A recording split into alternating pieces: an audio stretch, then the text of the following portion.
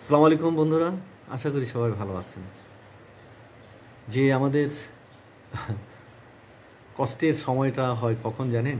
যখন কোষ্ঠকাঠিন্য হয়। আমরা গ্রামের ভাষায় বলি কষা। যে কোষ্ঠকাঠিন্য হলো, কোষ্ঠকাঠিন্য যে মলটা আপনার বকরির নাদা আছে না, এরকম ভেঙে ভেঙে ছোটো ছোটো গুটু গুটু গুটু করে পড়ে। তো এটা দূর করার জন্য আমরা অনেক রকমের অনেক ওষুধ খাই, তাই না? অ্যালোপ্যাথিতে আপনার সিরাপ আছে, কিংবা গ্যাসের ট্যাবলেট দেয়।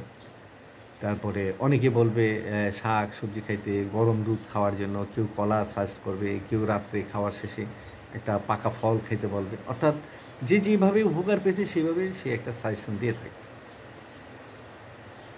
কিন্তু আমি আজকে আপনাদের একটা সাজেশন দেবো, একটা ওষুধের নাম বলবো। সেই ওষুধটা যদি হোমিওতে আপনারা খান, তাহলে যে ছাগলের নাদির মতন, যে বকরির নাদির মতন যে ছোটো ছোটো বড়ি বড়ি বড়ি হয়ে ভেঙে ভেঙে পড়ে, সেটা দূর হয়ে যাবে। এবং সেটা কেন হয়? সেটা হয় কিন্তু আপনি যদি অলস বসে বসে কাজ করেন, হাঁটাহাঁটি কম, পানি কম খায়, ঘুম কম হয়, অনেক রাত্রবন্ধ জেগে থাকে, এদের এই কোষ্ঠকাঠিন্যটা সাধারণ। আবার অনেকে আছে, মহিলাদের ক্ষেত্রে হয়, যে সকালে হয়তো তার চাকরি করতে হয়, তাড়াহুড়ার মধ্যে সে, কিংবা পুরুষও হতে পারে, যে তারা তখন বাসায় বাথরুমটা অর্থাৎ পায়খানা না করে তারা চলে গেল। এই যে একটা চাপায় রাখলো, এই চাপানোর কারণে অনেক সময় এই প্রবলেমগুলো দেখা যায়। যখন আপনার পায়খানা হবে একটা নিয়মিতভাবে, যে সকালে সাধারণত আমরা যখন হাত মুখ ধুতে যাই তখনই কিন্তু পায়খানার ব্যাগ হয়, এটা হলো সুস্থতার লক্ষণ। আবার অনেকে কিছু খাবারের পরে পায়খানা হয়, ব্যাগ ধরে। আর কারো দেখা গেল যে ফজর নামাজ পড়ার জন্য সকালে উঠছে, তখনই তার ব্যাগ ধরে, খুব ভালো লক্ষণ। আর দিনে যদি মনে করেন যে দুবার পায়খানা হয়, একদম সুস্থতার লক্ষণ। একবার পায়খানা ক্লিয়ার যদি হয়ে যায় সমস্যা নাই, তবে দুবারটা ভালো, তো তিনবার আবার ভালো না।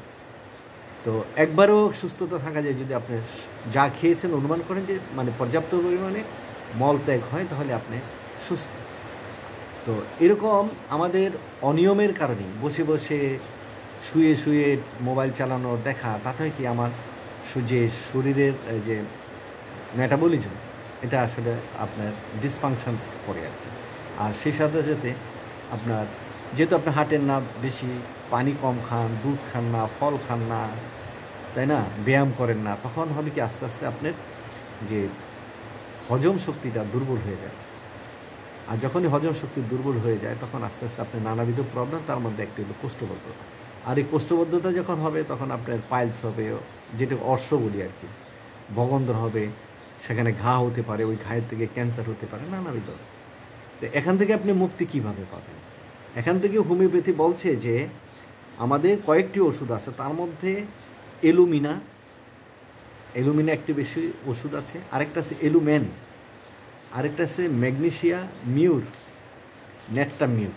এই কয়েকটি ওষুধের যে কোনো একটি ওষুধ যদি আপনি সেবন করেন কয়েকদিন, দেখা গেলো যে আপনার এই প্রবলেমটা চলে যাবে। আর সঠিক মতন মল ত্যাগ করতে পারাটা কিন্তু সৌভাগ্যের বিষয়।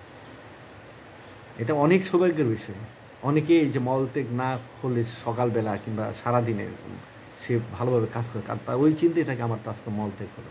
মল ত্যাগ হওয়া মানে হলো আপনার শরীর থেকে যত ময়লাগুলো আছে ড্রেনে দিয়ে বের হয়ে যায়। যেমন আপনি রান্নাঘরের যে বেসিন আছে, সেখানে আপনি পানি ফেললেন, ময়লা আবর্জনা ঢুকে গেল, তা বের হলো না, তাহলে কী হলে এই যে বাথরুমের ওই দিয়ে পানি উপচে পড়ে ময়লা দিয়ে আপনার ঘর ভরে যাবে।